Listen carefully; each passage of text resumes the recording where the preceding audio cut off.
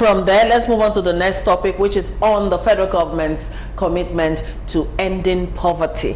The Federal Capital Territory Minister Mallam Muhammed Bello says that the President Muhammad Buhari's administration is committed to putting an end to poverty in the country. According to him, one of the greatest challenges confronting humanity in the 21st century is chronic and excruciating poverty that is unsparing of race and creed or even nationality. Meanwhile, the Academic Staff Union of Universities, ASU, has alleged that President Muhammad Buhari-led administration lacks the commitment to use education to solve the poverty problem in the country, as said by the president himself. It described the statement credited to the president, citing education as a way to end poverty, as a mere political statement. Now, ASU said beyond uttering such a statement, Buhari and his team, through their education policies, have shown hatred to fund and offer Nigeria's qualitative education. Somehow, these two topics are tied. We're still talking about, you know, the lot of the Nigerian people. All right, but then, do we see any hope in the horizon that this administration can actually just put the two topics together, the 5.5 billion and the poverty together. Because I hate when government people are making statements, are always talking. And that's why the moment you read that, Akobu giggle. And he knows that the man is speaking because you can't be eating and say the different thing. Fine. Like the Academic Staff Union have said, like the Labor Union have said, look, you don't have to say it. You need to walk the talk. When you walk the talk, nobody is going to, you are not going to explain anything to, what you are doing will be on the table for everyone to see. When you keep doing the talk and not doing the work, you are continuing to talk like you're talking. Like we are talking today, we are tired of talking about 100 million jobs in 10 years. Mr. President did not mention 100 million jobs in 10 years when it was in 2015 when it was first one in. He mentioned in the second year, knowing full well that in the next 4 years he will leave. And he will come back in the next 2 years and said the successful government has not done enough. What he has set up, the template, the structure that he has put in place, they've discarded it. Those are the political cheap points that politicians are doing. Please, Mr. President, we don't want to hear whether you are committed to end or to reduce poverty. And again, let me correct that man. The poverty, what he said that the greatest challenge of the 21st century is only a challenge in Africa. Well, it's not in Europe. It's not in United States of America. It's only a challenge in Africa. So it's not like a general humanity thing. Okay. All right. You want to add something to that? Okay, sure. Now, I have always said that this issue of poverty or whatever, it's not rocket science for you to reduce unemployment. Once you create employment, poverty will be drastically reduced. And I've given 3 suggestions as to how we can. First is this issue of our importing fuel. Nigeria is the 6th or 7th largest producer of crude. Why do we still have to export our crude for refining? Why can't we refine every drop of crude that we produce in this country? That we need. I'm not an engineer, but I understand there's this the new technology. I think I do just imbibe that. I can't think about the name now. But it's a new technology that you can even set up in any locality. We don't need all these gargantuan places to do your refining. Modular refinery, that's what they call it.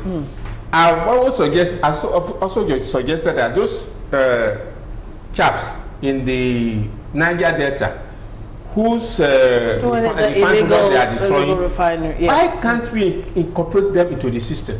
The fuel they are producing, they are being sold to people, and nobody has complained about their engine being knocked by this fuel. So why can't we incorporate them into the system so that we can refine every requirement here in Nigeria? You create thousands of jobs. I also suggested that there is this innocent motor in the east. There was a time only Pidgeot was the official vehicle of everybody, right from Obasanjo then to everybody. Why can't the government make a commitment to use only innocent vehicles I was surprised they killed her. That is locally assembled, yeah. He bought some, I think, hillocks for security. Why can't he patronize innocent? So that, again, jobs will be created there. The third leg of our own suggestion has been that, okay, there used to be what they call the river basin authorities in this country. Nigeria has vast expanse of land all over the place. They are still there. So, let this Niger,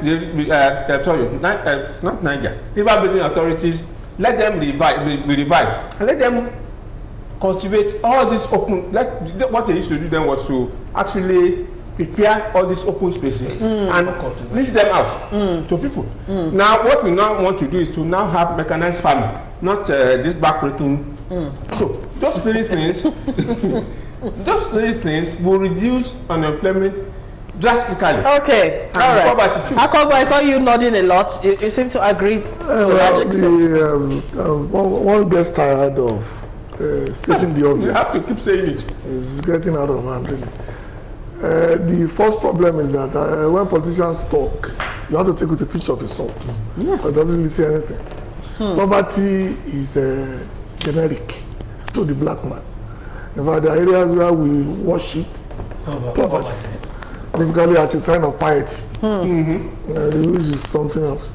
I think what we need to do, we already know, the federal structure is not working.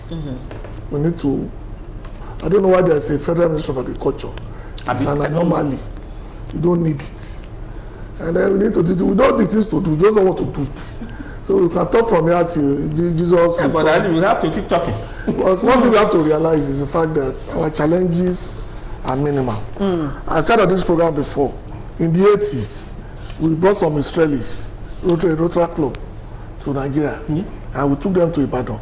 And these guys were just wondering at the level of waste, according to them, of 120 kilometers of fertile land wasting away. Now all this land have been bought by churches who are not producing anything. And it shows who we are. Then when you talk about poverty, you look at that level. Some of them are self-induced. And it becomes a problem. Okay, economic situation is harsh. The whole system is in shambles. Because the middle class is dead. Nigerians are hungry, yet the Senate wants to buy cars of 5.5 billion naira. God's wrath is coming. Danny from Ikotun send that one in. This other one says these senators are not representing us, but their pockets. What do they want to use the cars of 5.5 billion naira for? Where people are there without paying them 30,000 naira minimum wage. Where are we going in this country? God help us. Akimbo Emmanuel from Dokpemo, thank you for sending that one in. Our senators are corrupt. Nigeria Labour Congress should fight them. Minimum wage is long overdue. Pastor Olainka from Benin says Nigerians sue Senate over luxury car. If the Senate goes ahead to buy luxury cars for themselves, it will further confirm that they are self-centered people. Okay, the only thing this Buhari government knows is to end power. False promise to Nigeria since 4 years in power. Obo Daniel from Ikorodu says, please, leaders has no plan for us but for selfish interest. No vision, future for us. I pray God will surely deliver us from them. Okay, let's move ahead because of our time. You can imagine how many cars that the current Senate president should have, because he's the longest serving in the Senate. If he gets car every 4 years, you can imagine how many SUVs that is parked. Did you see the cars? Dino was division all over the place.